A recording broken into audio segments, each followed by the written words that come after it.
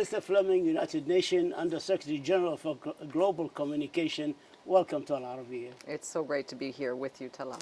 You're very welcome. I'd like to start with asking you about the image of the United Nations. Many around the world do not have any idea what the United Nations does, while others think the United Nations is not doing enough. What are your plans to remedy all this?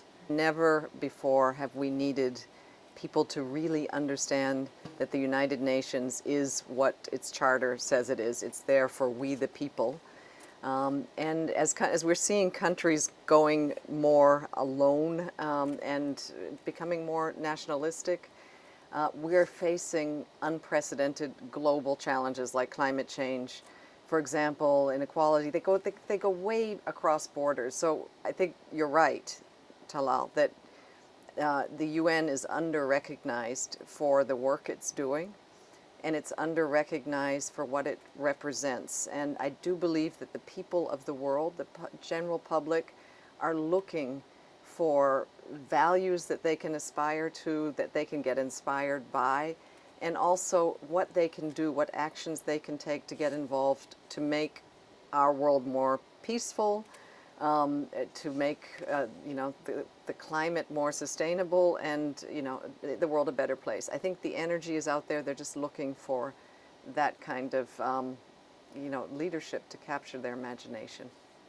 Do you consider your work news or advocacy? Well, I'm in charge of what's called global communications for the United Nations. So we have a number of audiences. One, of course, are people like you, journalists, news organizations that are, day in and day out reporting from the United Nations to your viewers, your listeners, readers around the world.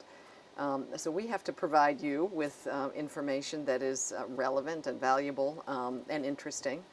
But in this day and age of new media, social media, we also, as communicators for UN organizations, have the opportunity to reach people directly. So in addition to our work with journalists, we communicate via social media with large segments of the general public.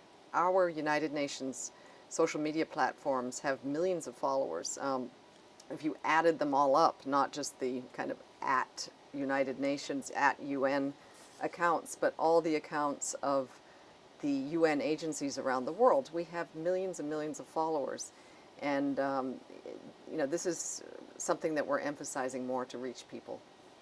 What is the most challenging aspect of your job? Well, I think it is in this day of lots of noise out there. I think, if you're just an average person trying to understand what's happening in the world, it's really difficult to know, where to turn, except for maybe your viewers at Al-Arabiya, know to turn into that channel. But I think there are so many conflicting pieces of information. Take climate change, for example. There are all kinds of opinions out there that are confusing people. So I think the United Nations can play a role of a trusted source of information that is neutral, that is objective, that is factual, but also that captures people's imagination. What I've been noticing is that people also don't want to just hear that the world is falling apart, that there is gloom and doom, and that they want to be inspired. And I think there are so many inspiring stories out there. There are so many stories of hope. I mean, not to be naive, but even, with the backdrop of war sometimes, of extreme poverty, of misery, there are, some stories to cling on to expose that give the viewer, the listener, the reader, the opportunity to say, you know what, this is something I'm really concerned about. This grabbed at my heart, and actually I would like to do something. I would like to join forces, and that's the kind of communications I'd like to lead here. what is in the forefront of your mind? Humanitarian issues, peacekeeping, environmental issues? At the General Assembly this year, climate change really is capturing the imagination of everybody who came to New York.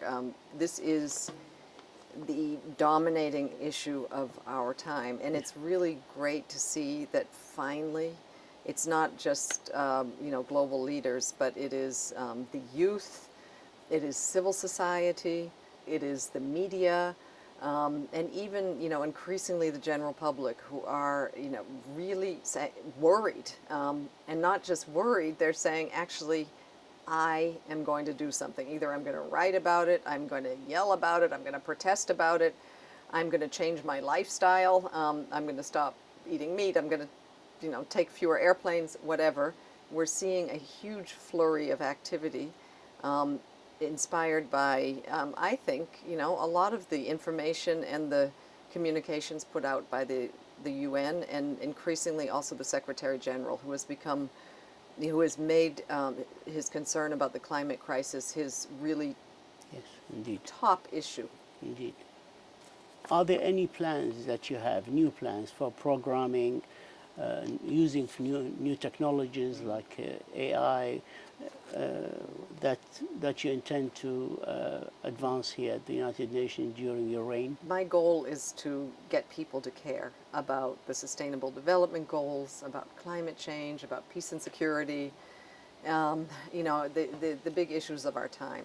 How can we use modern communications and storytelling to get people to care and to mobilize action?